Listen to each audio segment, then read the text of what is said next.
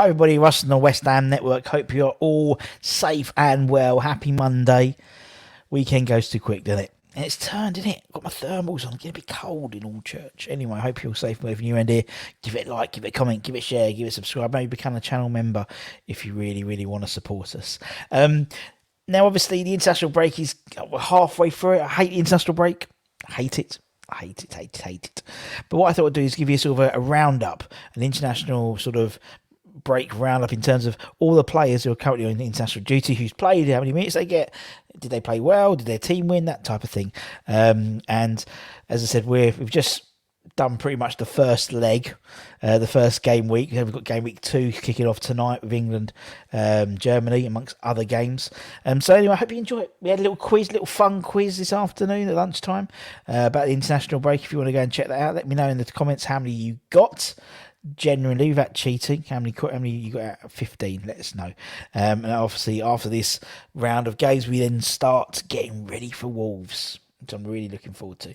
So let's start with Friday's games, shall we? So let's start with England-Italy. So West Ham's number 7, Gianluca Scamacca and Declan Rice, our skipper, both started for their respective nations on Friday with Italy versus France.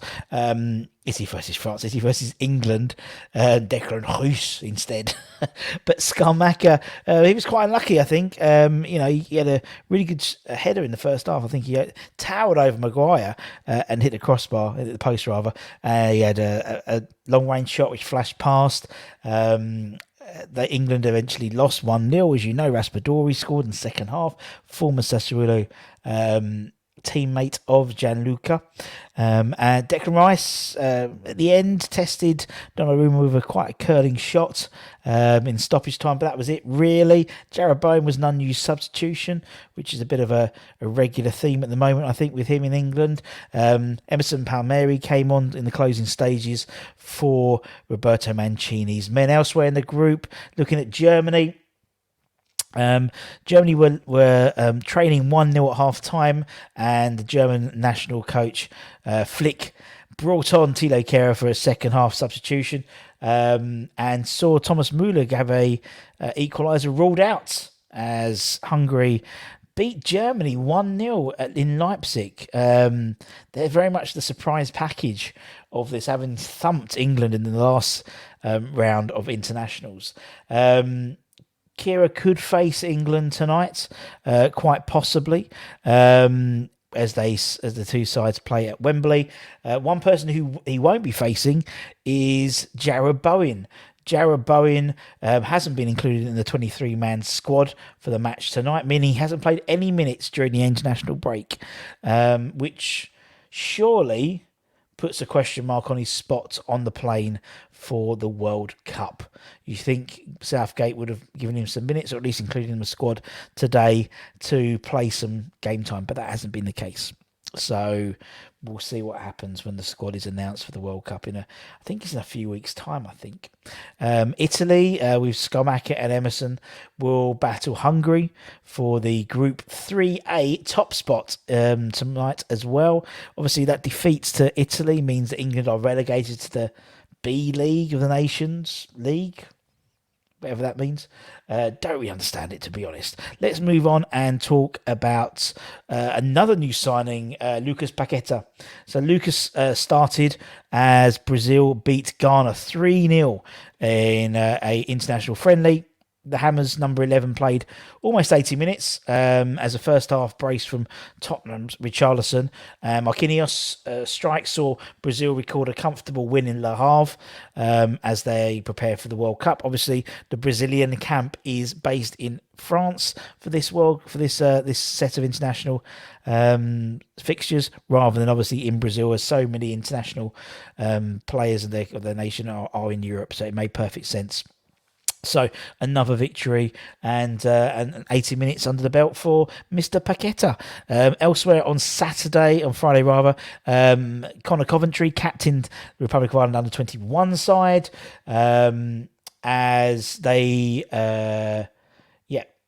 under 21 side, as they saw his side draw 1-1 against 10-man Israel, Mipo Debeko, currently on loan at Port Vale, came on as a second half substitute. In Hungary under 21, goalkeeper Christian Heggie kept a clean sheet as his side defeated Bulgaria's under 21s 1-0 in an international friendly. His side scored in the first minute. There we go. How interesting. Then we move to Saturday. We'll start with Maxwell Cornet. He started as Ivory Coast beat Togo 2-1 in an international friendly. He picked up his 29th cap for the country. He played over an hour and goals from Lens midfielder Siko Fofana, who we were linked with in January, and a penalty from Barcelona midfielder Frank Casey gave them a 2-1 victory in France. And again, similar to Brazil, the Ivory Coast is in the France's international break as well for the same reasons. Cornet's set for more action potentially tomorrow night, when the Ivory Coast take on Guinea in Le Havre in France. Elsewhere, let's talk about the Czech boys. Now, I realise this is Alex Kral's in this picture as well, but I meant to put Soufal in. But anyway, former West Ham midfielder Alex Kral was in the squad as well.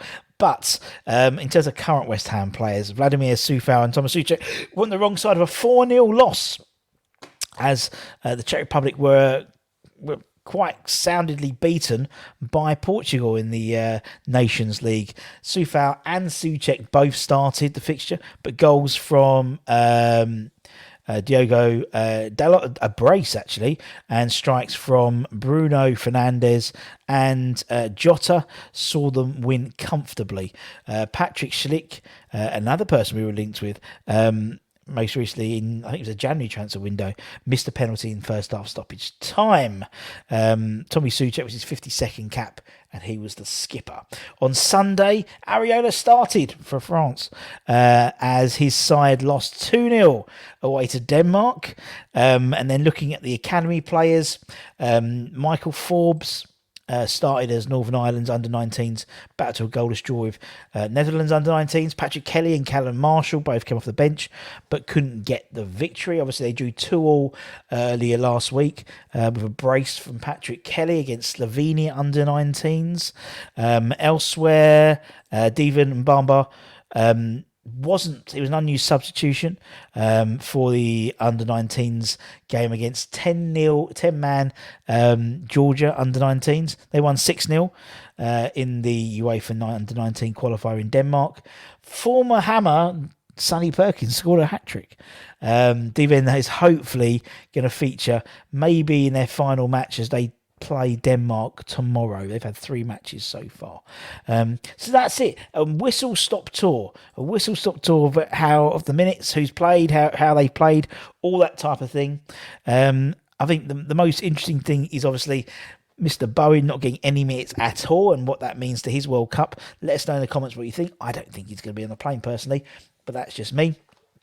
You think if he would have done, Mr. Southgate would have given him some minutes this week or this fortnight, and he doesn't seem to have done that by obviously not including him in the matchday squad.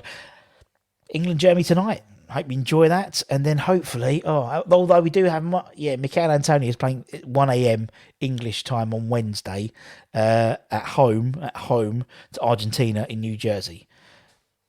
Go figure. Anyway, guys, take care and stay safe, stay warm. Stay positive, stay dry. It's a bit drizzly as well in Hornchurch, horrible weather. And soon enough, we'll give you back to the Premier League. So, ta-ta for now. Bye, away.